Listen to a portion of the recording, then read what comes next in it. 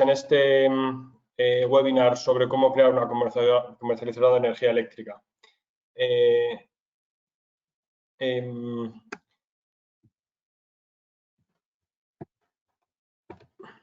Bueno, este es el índice de asuntos que vamos a tratar. Es muy parecido al índice que habíamos publicado en la web y el que yo creo que todos esperáis. Primero de todo, una pequeña introducción sobre cómo crear y por qué crear una comercializadora eléctrica. Muchos de vosotros estaréis pensando en esta posibilidad, algunos quizá todavía no habéis tomado una decisión y os velarán en la cabeza los motivos de por qué crearla, por qué no crearla, cuáles son las dificultades, si va a tener éxito o no, los riesgos que hay, etcétera. Entonces, bueno, en esta slide trato de dar respuesta a algunas de esas preguntas y algunas, digamos, indicaciones para ayudaros a tomar la decisión.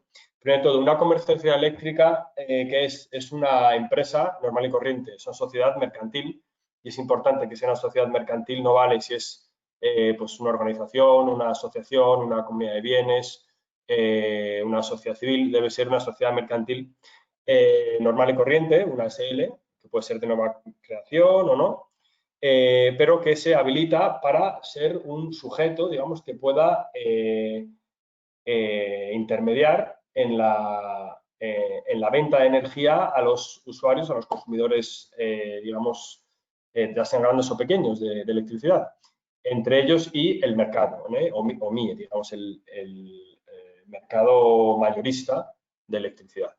Hay que pasar una serie de habilitaciones y cuando se habilita como tal, pues ya se puede decir que es una comercializadora eléctrica. Esto es así porque vender energía no es como vender, pues, no sé, periódicos o tomates. Es algo que está muy regulado, sujeto a muchas exigencias, muchas normas, muchas restricciones. Y entonces, digamos que las autoridades tienen un control específico de quién lo hace, de qué actividad tiene y de algunos parámetros importantes para entender esa actividad, cómo se está desarrollando en España, ¿no? Sobre todo porque el servicio que se presta a la población pues es esencial y entonces tienen que vigilar y velar porque esas transacciones económicas sean pues ajustadas a lo que dice la regulación, ¿no? Y después es importante decidir también si uno actúa dentro de la península únicamente, península ibérica, o si también va a las islas principalmente, ¿no? También Ceuta y Melilla, porque hay algunas normas que cambian.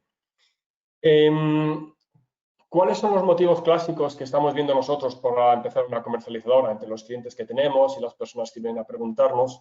Pues el primero y el más importante, el que más vemos y el que a mi juicio más sentido tiene, es el tener acceso a clientes consumidores.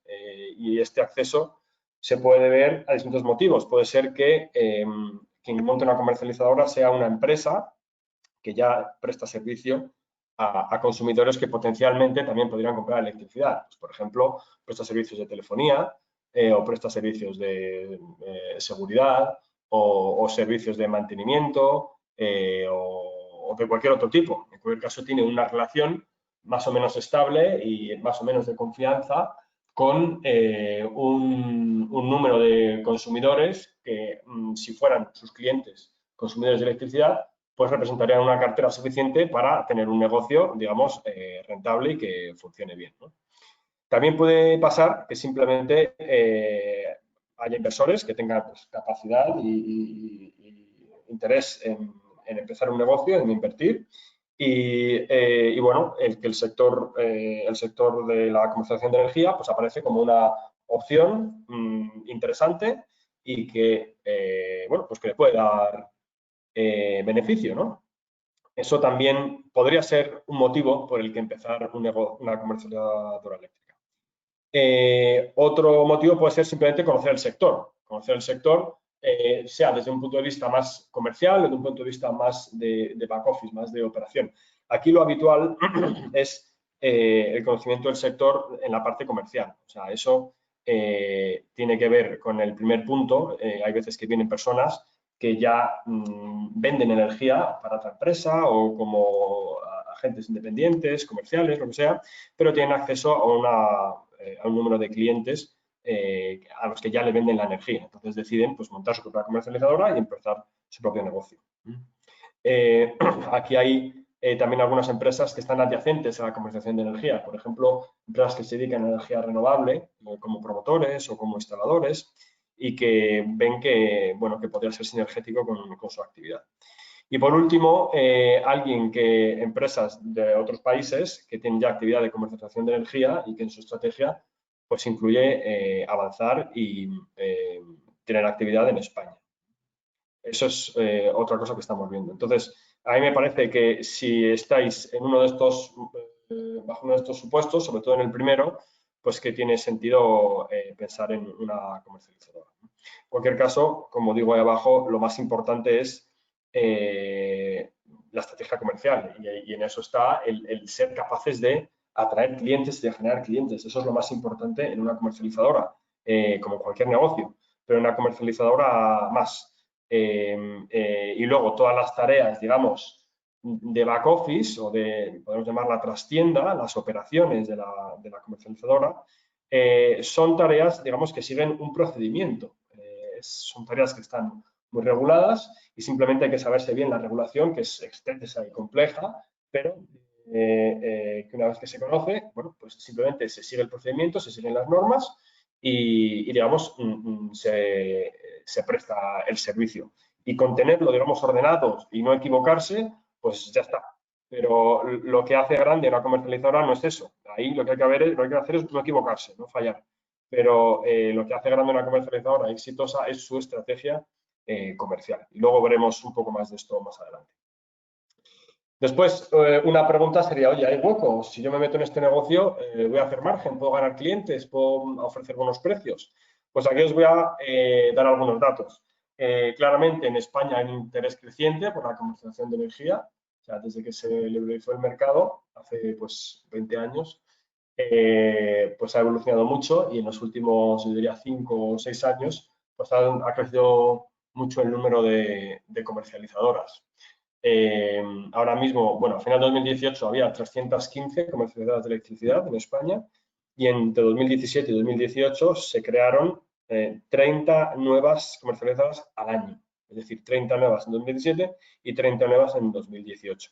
El año pasado, pues no sé, no lo he mirado, pero bueno, andará por ahí, a lo mejor un poco más. Y bueno, es una actividad, tenemos un sector que está atrayendo interés. A pesar de que sea creciente el número de comercializadoras, hay que pensar que las comercializadoras que se crean suelen ser pequeñas, relativamente pequeñas. Hay alguna que ha crecido más y, bueno, vemos el caso, por ejemplo, de La Luz, que es relativamente nueva y que ha alcanzado cierto tamaño. Pero digamos que las grandes, los 5 grandes grupos eléctricos españoles, siguen siendo muy grandes y cualquier comercializadora, por mucho que haya crecido, sigue estando lejos del tamaño que tiene alguna de estas 5. Para que os hagáis una idea, he puesto unos números, siempre datos de 2018, el 92% de los suministros domésticos siguen siendo suministrados por las 5 grandes y el 68% de las pymes y de las industriales o grandes consumidores el 64% sigue siendo cosa de las 5 grandes. Por tanto, todavía hay mucho terreno que se puede ganar ahí, hay mucho margen que erosionar y yo creo que sigue habiendo hueco para que haya pues un número pues mayor de comercializadoras. O sea, no, creo que no me equivoco si digo que incluso el doble o más, ¿no? Y por último, ¿y este número de comercializadoras, de jugadores, es sostenible? Pues eso es lo que estaba diciendo. Son estas 5 empresas de momento son muy grandes y en general pues existe cierta desafección, o sea, hay muy poca fidelidad, digamos, del consumidor hacia los grandes suministradores, los grandes grupos y entonces yo creo que si los precios están en línea, pues yo creo que no será difícil o hay cierto vínculo yo creo que no será difícil conseguir un cliente, sobre todo de estas grandes, ¿no? Y de momento los márgenes pues están apareciendo como suficientes. No se ven empresas eléctricas en dificultades. O sea que yo creo, como resultado de este pequeño análisis, que hay hueco para intentar una aventura empresarial en el mundo de la comercialización ahora mismo en España.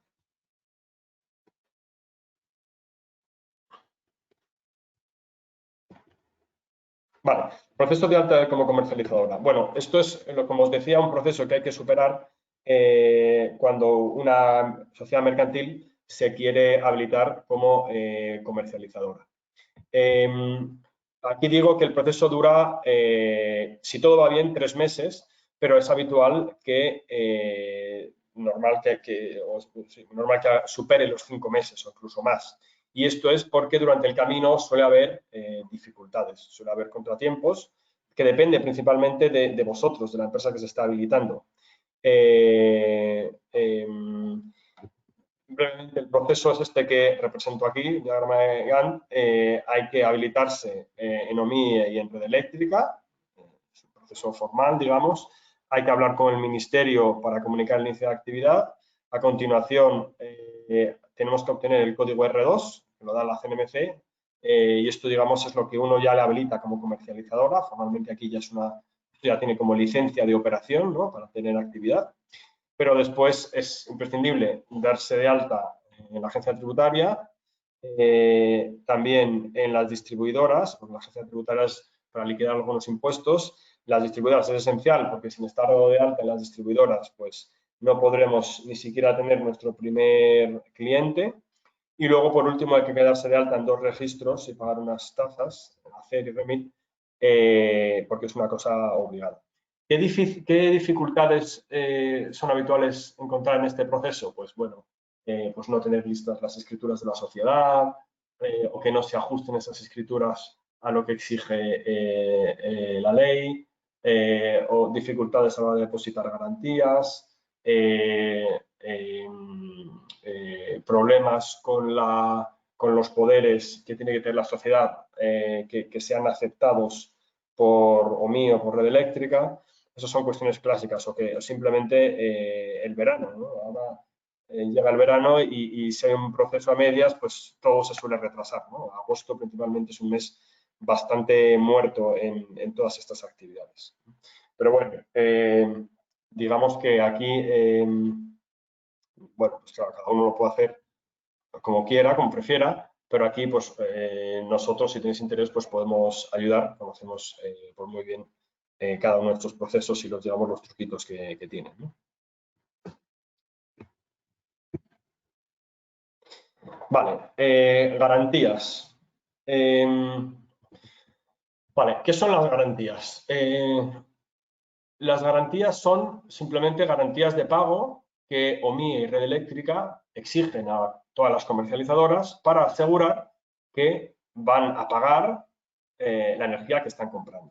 Es decir, una comercializadora compra, digamos, diariamente en el mercado mayorista, compra electricidad que luego va a vender a sus clientes, a sus consumidores, pero no la paga hasta que no pasan unos días. Entonces, para OMIE asegurarse de que este dinero se va a pagar, pues exige unas garantías, porque si no podría pasar que una comercializadora comprase electricidad durante una semana, en este caso, y luego cerrase la actividad.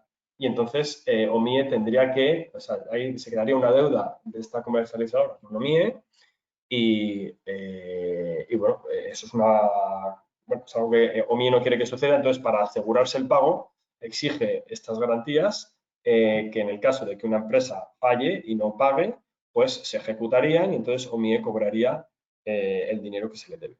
Por cierto, OMIE es el mercado mayorista de electricidad, operación del mercado ibérico de electricidad, y Red Eléctrica, es Red Eléctrica, que yo creo que todos conocéis, ¿no? Es, en este caso, aparte de ser el gestor de la red de transporte de electricidad, es el operador del sistema eléctrico. Y aquí está como operador del sistema eléctrico.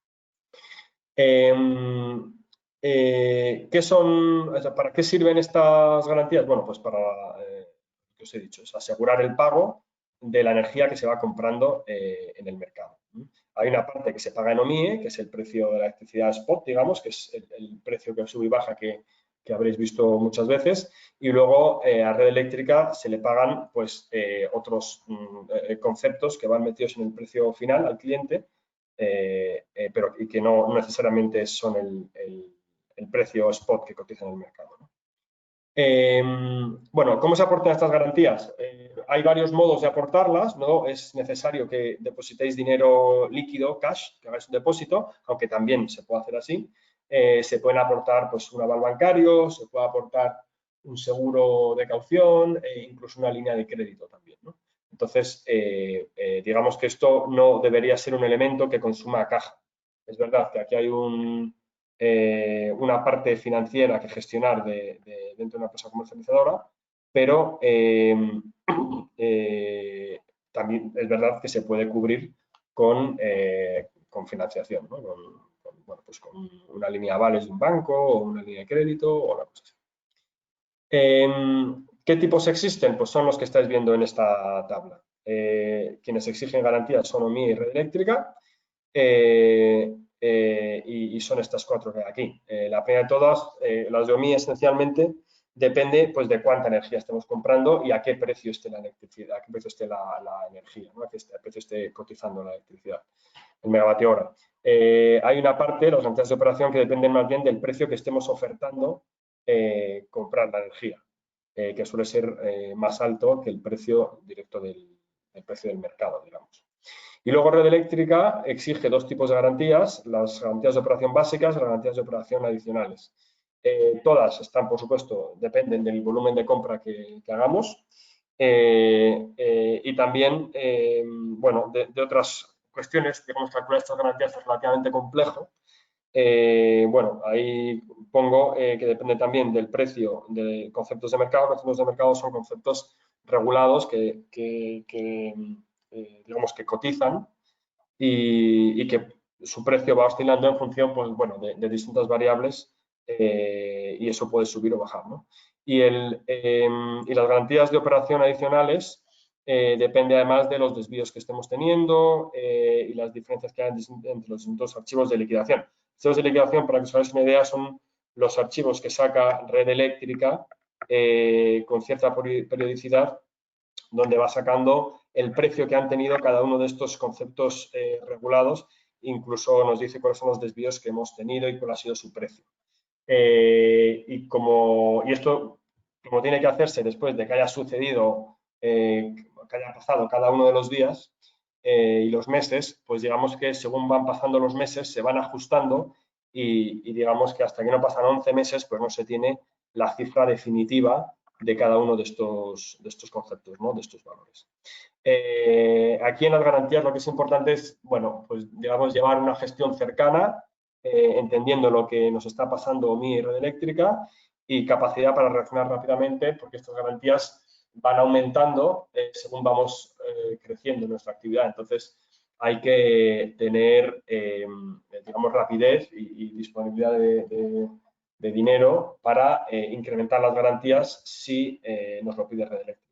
Esto es muy importante porque hay alguna comercializadora que puede llegar a incluso a tener serias dificultades si estas garantías crecen mucho y no se pueden aportar con rapidez en pocos días.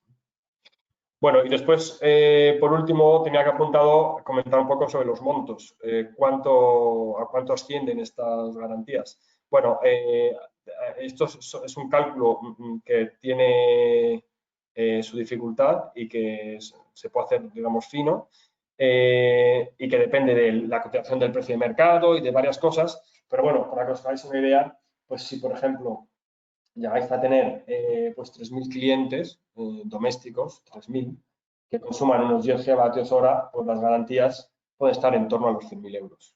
¿Vale? O sea, es una cantidad, bueno, respetable, pero para una empresa de este tamaño, pues factible de defender frente a un banco.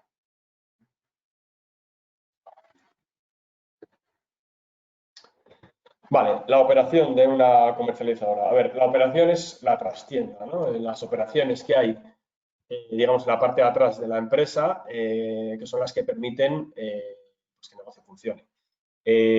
Las he agrupado en estas 5 que veis aquí: switching, facturación, compra de energía, reporting y control de liquidaciones. Os explico brevemente cada una. El switching consiste en estar, digamos, coordinados en hablar con las distribuidoras, en comunicarse con ellas para, bueno, para dar de alta a nuevos consumidores o para cambiar las condiciones del contrato de consumo de competencia contratada o si un cliente se quiere dar de baja, digamos, con las distribuidoras, ¿no? Y este intercambio pues se hace mediante unos ficheros muy estructurados, es una comunicación súper estructurada, que se puede hacer cuando se hace a través de su página web y que es a diario, que va en las dos direcciones, de adelante y de atrás, pues casi diría constantemente, ¿no? Es una tarea que requiere de atención constante, requiere un conocimiento, digamos, amplio del sector, porque para poder interpretar y llevar a cabo acciones frente a las comercializadoras es importante entender pues qué es un precio, cómo funcionan los precios, qué es OMIE, cómo funciona un contrato de electricidad, etcétera, para poder interpretarlo y llevarlo a cabo, ¿no? Después, facturación. La facturación simplemente consiste en enviar facturas a los clientes, la factura mensual, para que paguen. Pues bien, la facturación en electricidad es una cuestión que no es banal, porque para calcular el precio de energía tenemos que tener varios inputs muy importantes. Tenemos que conocer el precio de mercado, o sea, el precio pactado en el contrato, el que estamos viendo en la electricidad. Tenemos que saber cuál ha sido el consumo que ha tenido el cliente, y eso nos viene de la distribuidora. Tenemos que saber cuáles son los peajes que le corresponden, que también nos lo va a decir la distribuidora. Qué impuestos se tienen que aplicar, bueno, contenidos mínimos de la factura, etcétera, etcétera. O sea, es una labor que, como decía, muy regulada también y que tiene, bueno, que hay que hacer también periódicamente, pues semanalmente, una cosa así. Y que, bueno, hay algunos casos que pueden llegar a revestir pues bastante dificultad, porque tiene que estar muy coordinado con las órdenes que se da a la distribuidora, con el tipo de contrato que hay y el programa que se está usando, y hay veces que hay algunos casos que son difíciles, digamos, de resolver. Como digo aquí, claro, cuanto más rápida sea o cuanto más continua sea la facturación, pues más fluido va a ser o mayor será, más rápida será la generación de ingresos, los cobros, para que nuestra caja pues sufra lo menos posible, porque si tardamos mucho en facturar, pues tardaremos también en cobrar y eso dañará nuestra caja. Después, la compra de energía. La compra de energía consiste en comprar energía en el mercado mayorista. Esto es una actividad también muy regulada, muy estructurada. El mercado tiene unas normas de funcionamiento muy específicas y hay que seguirlas. Esta, digamos, también debe ser una labor constante. O sea, tanto el switching como la compra de energía es algo que se tiene que hacer todos los días del año. No se puede parar, digamos, por Navidad, sobre todo la compra de energía, porque en ese caso no estaríamos comprando la energía que ese día también se está consumiendo y entonces pues tendríamos penalizaciones por desvíos, ¿no? Una dificultad aquí es estimar cuánta energía se va a consumir, van a consumir nuestros clientes. Pensad que la compra de electricidad debe hacerse un día antes de que suceda el consumo. Y para eso tenemos que hacer una previsión de cuál va a ser el consumo que tengan nuestros clientes. Y debe hacerse hora a hora. Entonces, bueno, digamos que ahí hay que tener una dedicación de alguien que entienda pues, cómo funciona el mercado, ¿no? Me he estado refiriendo todo el rato al mercado diario. Hay otros mercados, aparte del diario, que se llaman mercados intradiarios, hay 6, en el que se pueden ir corrigiendo las previsiones que se hicieron para el mercado diario, ¿no? Y aquí, bueno, pues también una labor que hay que ser fino, porque si uno se equivoca, pues se incurre en desvíos que suponen costes, claro. Bueno, incluso puede llevar pues un aumento del pago de garantías. Esto hay que hacerlo, digamos, de manera profesional. El reporting, esto no es tan crítico, pero bueno, la regulación exige enviar informes sobre distintas partes de la actividad con cierta periodicidad. Hay informes que son mensuales, otros que son anuales, otros que son trimestrales, frente a diversos organismos, CNMC, OMIE, Ministerio, municipios, agencia tributaria, etcétera. Bueno, pues esto es una labor más bien, digamos, un poco, digamos, económica / administrativa, ¿no? Y luego, por último, controlar las liquidaciones y las garantías también lo vemos una parte esencial. Hay que revisar lo que nos va pasando tanto a MIE como Red Eléctrica de una manera constante y mirada, porque bueno, vemos que es muy importante para entender y para controlar la actividad de comercialización, ¿no?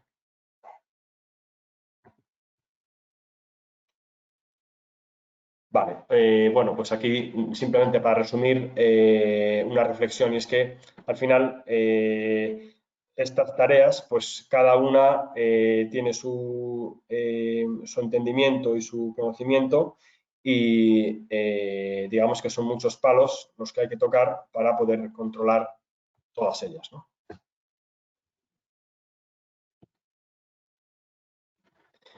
La función comercial. Bueno, la función comercial es lo que, entiendo yo, lo que un emprendedor, un empresario del mundo de la comercialización de energía debe tener en su cabeza y debe tener claro, y a lo que debe centrarse y enfocarse, porque eso es lo que le va a hacer diferente a sus competidores, ¿no? Y lo que, si tiene éxito, lo que va a hacer que sus clientes se decidan por esa opción, por esa comercializadora y no por otras.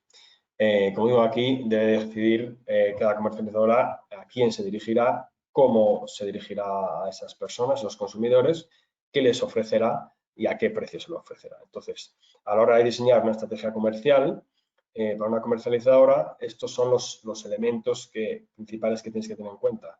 Que es el cliente objetivo, y aquí opciones son, bueno, pues vamos a centrarnos solo en clientes domésticos, por ejemplo, o solo en clientes de una zona, solo en la provincia de Ávila, la provincia de Tarragona, la provincia, o solo clientes industriales, porque vuestra actividad está muy relacionada con el mundo industrial, entonces solo queréis clientes industriales, o solamente pymes, o en fin, ahí tenéis que tomar una decisión, porque en función de eso, entiendo yo, tendréis que decidir pues, vuestra comunicación, vuestro precio, etcétera, etcétera.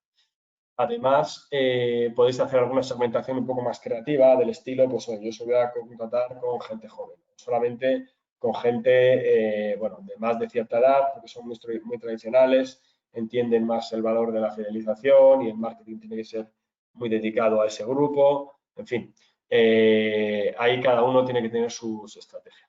Y en función de ese cliente, tendréis que elegir cuál es el canal de venta que vais a usar. Es decir, ¿cómo vais a llegar hasta el cliente? Pues podéis emplear fuerzas de ventas externas que existen y a los que se le paga un dinero por traer clientes. Si vais a utilizar comerciales, por ejemplo, en plantilla, o comerciales externos, o si vais a trabajar solamente por la web, o si vais a trabajar pues con call centers. En fin, tenéis que decidir cómo vais a vender, cómo vais a llegar hasta vuestro cliente. Otro elemento esencial que tenéis que decidir es el precio, que es pues, caro o barato. También podéis decir si está personalizado o es un precio de catálogo. Por ejemplo, para grandes empresas, pues tiene sentido mirar cuál es el precio que tiene cada una de ellas, hacer un pequeño análisis para poder ofertar un precio que se ajuste mucho a lo que necesita el cliente y que no sea ni muy alto ni muy bajo, de la manera que puedes capturar el mayor margen posible, ¿no? Después, ¿qué producto vais a vender? Es decir, ¿qué atributos va a tener nuestro producto? Porque el producto es siempre energía eléctrica, que es una commodity, es un bien fungible, como decimos los abogados, y digamos que es imposible diferenciarse simplemente así, ¿no?, de tu competidor. Pues digamos que si le pueden asignar puedes dotar al producto de ciertos atributos que hagan que sea más atractivo o diferente del resto de competidores. Y algunos ejemplos que pongo aquí es, por ejemplo, pues yo solo voy a vender energía verde, porque porque creo que mi cliente lo va a valorar. O voy a dar una atención, un servicio de atención al cliente excepcional. O voy a dar servicios de optimización de factura. O además le voy a ofertar, no sé, pues ponerle puntos de recarga de vehículo eléctrico o de ponerle fotovoltaica o o de además venderle, aparte de la electricidad, le voy a vender el gas o el seguro de la casa y, en fin, ahí lo que vuestra imaginación y vuestra estrategia de negocio pues os diga. Y por último, la comunicación. ¿Qué comunicación? La comunicación se refiere a marketing, ¿no? Pues si solo voy a ir digital o si va a ir orientado a un cierto grupo o si va a ser en medios generalistas. Ahí en función de vuestro tamaño, de vuestra ambición de crecimiento y del resto de decisiones que habéis tomado para estrategia comercial, pues tendréis que tomar una decisión. Y esto de aquí es lo que principalmente tendréis que hacer vosotros. Si queréis nos podéis preguntar, igual podemos aportar y ayudar, pero digamos que eso es un servicio, digamos, ad hoc específico y, digamos, hecho súper a medida, ¿no? Flujos de caja.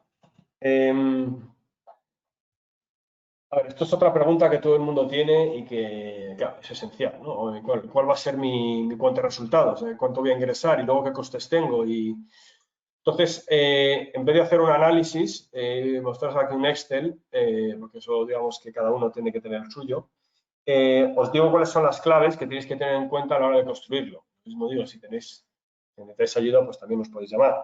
Pero estas son las cosas que tenéis que pensar. Primero de todo, el margen. El margen es esencial, o sea, es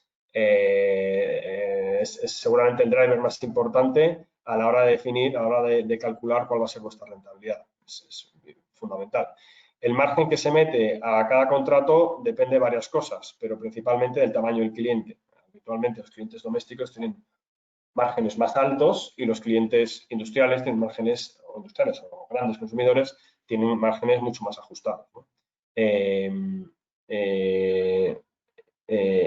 Aquí, digamos que es muy importante, esta es una de las claves, el nivel de fidelización que tengáis con vuestros clientes. Si es un cliente, digamos, que se fía mucho de vosotros y que no va a revisar al detalle del precio que le estáis dando, pues podéis ponerles precios más altos.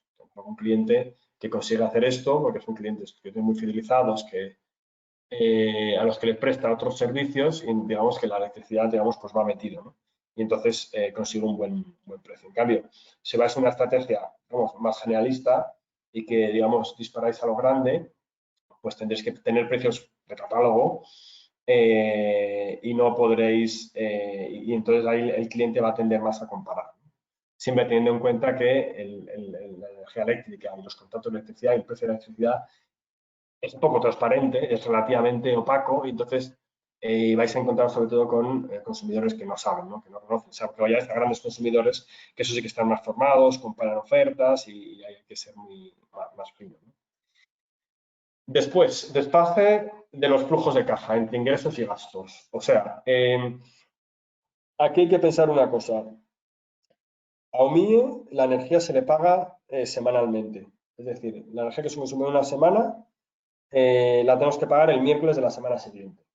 Y así las 4 semanas del mes. Pero claro, nosotros no enviamos la factura hasta que no pasa un mes, hasta el final del mes, y luego hay que esperar a que salga el archivo de liquidación y luego enviamos la factura. O sea, hasta el día 20 o así no vamos a poder emitir la factura. Significa que hemos estado pagando la compra de energía durante todo el mes y no la vamos a poder cobrar hasta 20 días después de que haya acabado el mes. Y eso implica pues tener disponible pues fondo de maniobra, ¿no? Un dinero para poder cubrir ese hueco o ese hueco en la tesorería, ¿no? Hueco de caja. Eso suele estar entre el 3 y el 6% de los ingresos. Se hace una estimación burda entre el 3 y el 6% de los ingresos anuales. Depende de si el contrato es fijo o indexado. Si el contrato es fijo, podéis tener una caja, digamos, mejor, porque no tenéis que esperar. Pero tener un contrato fijo tiene otras dificultades. Y luego también depende, como decía antes, de los ciclos de facturación. Si uno factura todas las semanas, incluso 2 veces a la semana, pues es distinto si factura una vez al mes. Esto también es una cosa que hay que tener en cuenta una vez que se diseñe la operación del cliente, ¿no? Impagados, otro elemento importante a tener en cuenta. A ver, hay un porcentaje de consumidores que no pagan la factura y a lo mejor hay que acabar pues, cortándoles la electricidad. Entonces, esto depende mucho del tipo de cliente que tengas. Si son clientes domésticos, pues hay más impagados.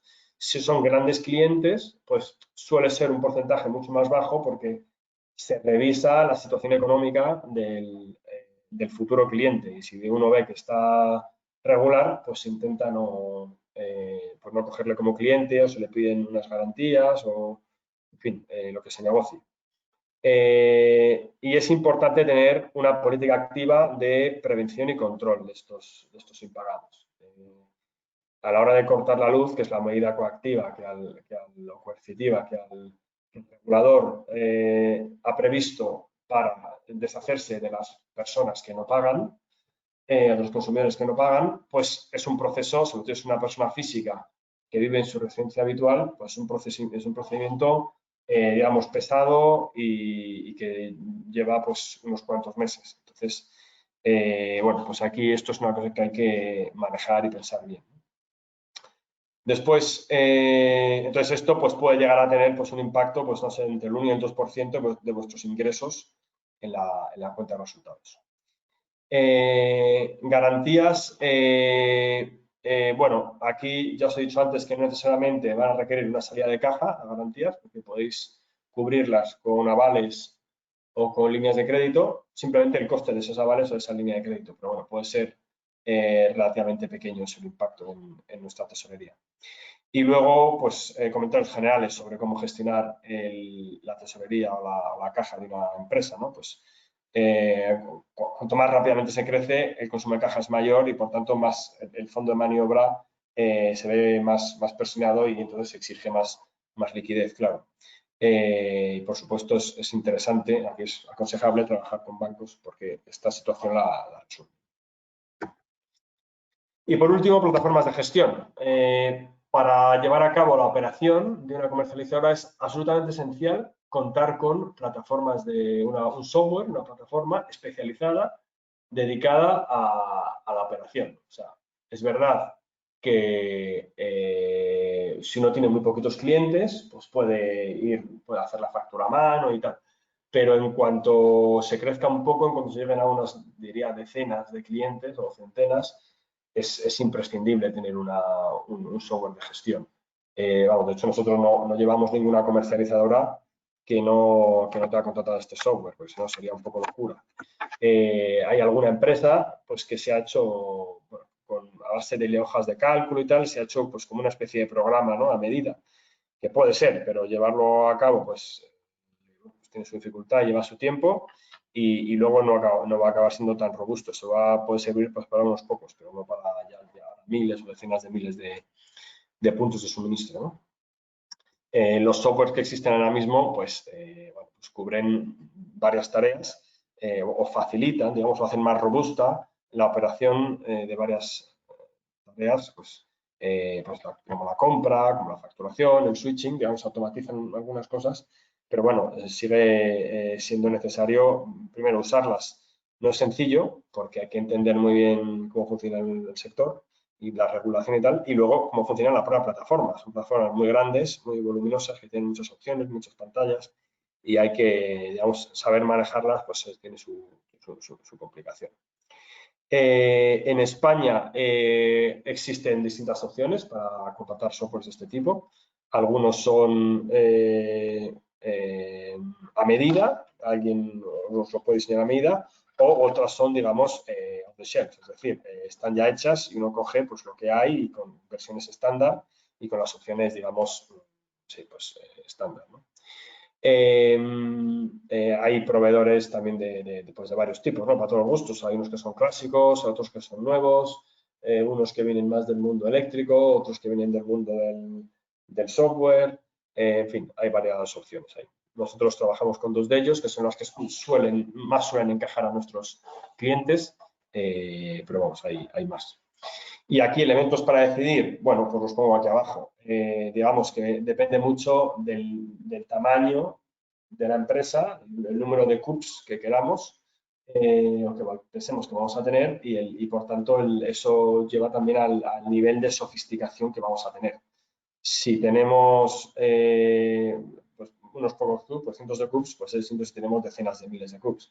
Si tenemos menos de, estos van a costar, pues a lo mejor menos de 1.000 euros al mes, mientras que si es más sofisticado, pues puede llevar a los varios miles de euros al mes. También se puede personalizar más o menos, y ahí la personalización puede llegar pues a la elaboración a la programación de APIs o al uso de APIs para que se pueda acceder al programa a través de pues, la página web de la comercializadora o de plataformas intermedias, conexión con SAP o cosas así.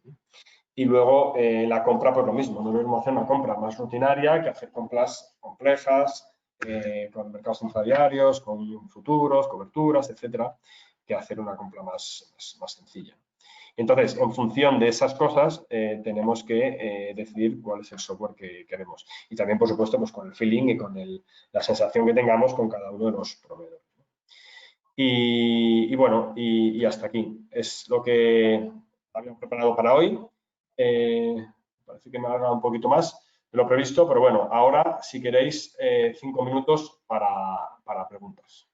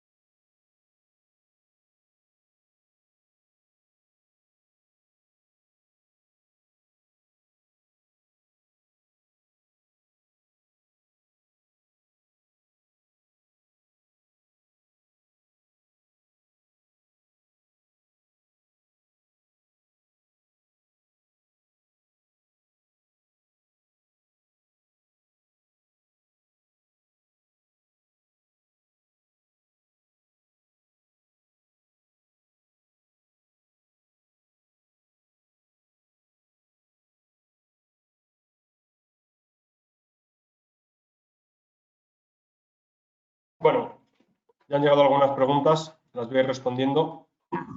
Parece que hay alguna otra más. Primero de todo, ¿es posible repetir los montos de garantía necesarios para iniciar una actividad comercializadora? No, a ver, no he dicho el mínimo son 10.000 euros.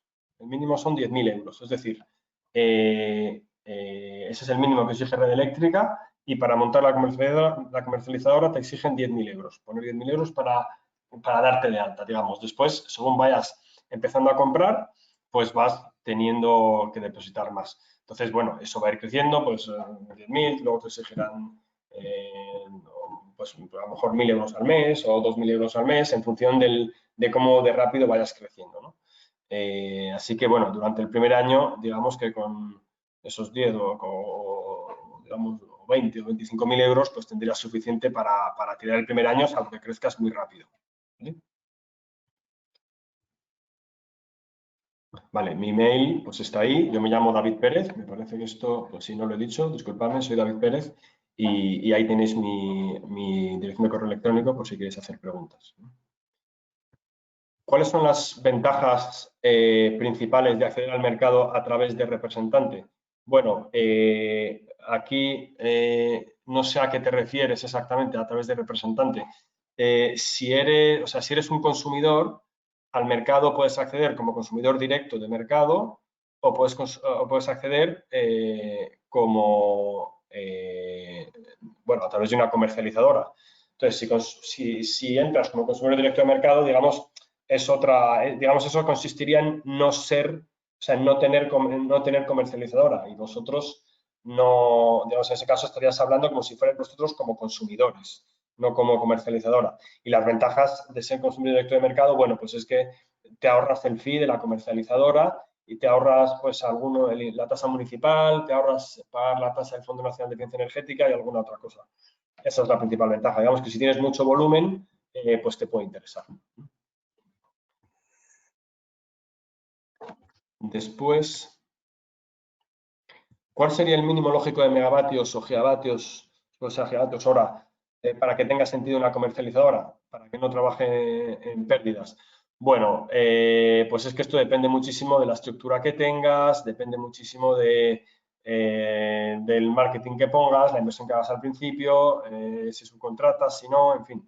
Pero bueno, yo como ejemplo te puedo decir, nosotros tenemos un cliente que tiene 300 clientes, 300 consumidores, y que son tarifas pequeñas, domésticos prácticamente todos, y le mete un buen margen y gana dinero. O sea, 300. O sea, no hace falta tener grandes números para tener un negocio rentable. Es verdad que para él es un negocio muy sinergético porque tiene otro negocio que, digamos, que ya no tiene que desarrollar relaciones comerciales nuevas y no tiene que pagar personal extra. Simplemente subcontrata nuestro servicio y con eso puede vivir muy bien. Entonces, a partir de ahí, pues lo que uno quiera, ¿no? Bueno, y después aquí preguntan el mínimo recomendado para empezar una comercializadora pequeña, pues lo acabo de responder.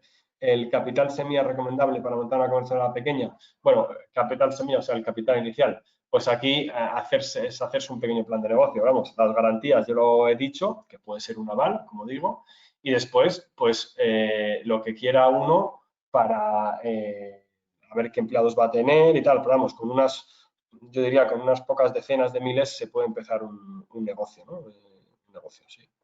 Se pueden tener muchos gastos variables, en fin, eso debería ser suficiente. Otra pregunta que ha llegado, ¿tenéis una plataforma que automatice todos los procesos de gestión? Bueno, nosotros no tenemos como si fuera nuestra, pero digamos que trabajamos con concretamente dos de ellas que existen en el mercado y que cubren perfectamente esta función. Otra pregunta, ¿tengo siempre que comprar a red eléctrica o puedo dedicarme solo a vender lo que produce una planta fotovoltaica que instale? Bueno, se compra a OMIE, pero bueno, si tienes una comercializadora de energía, la función de la comercializadora es vender energía a consumidores. Es verdad que en el caso, que de momento son excepciones, son casos de momento muy pocos, en que uno tenga clientes que tengan excedentes de producción fotovoltaica, pues digamos habría que compensarles si es que están sujetos a la opción de compensación, excedentes con compensación, según, bueno, marca la norma, ¿no? Podría darse el caso, que sería muy raro, que sean mayores los excedentes que el consumo. Entonces, en ese caso, pues sería un caso malo porque pues esos son desvíos, ¿no? Te estarían penalizando. Entonces, bueno, digamos que habría que pensar en cómo generar un volumen de clientes, consumidores, bueno, relativamente grande que justifiquen el negocio, porque solo para compensar fotovoltaica, pues no tendría mucho sentido. No tendría mucho sentido. A ver si hay alguna pregunta más. Vale. Pues yo creo que no hay más preguntas. Bueno, pues entonces lo dejamos aquí. Creo que he respondido todo lo que habéis preguntado. Vale, pues ya está. Bueno, pues nada, os agradezco mucho vuestra participación. Si tenéis preguntas, os ha quedado algo en el tintero, pues ahí tenéis un teléfono y un email al que podéis escribirnos. y estamos encantados de responder a vuestras preguntas o vuestras dudas. Muchísimas gracias y buenas tardes otra vez.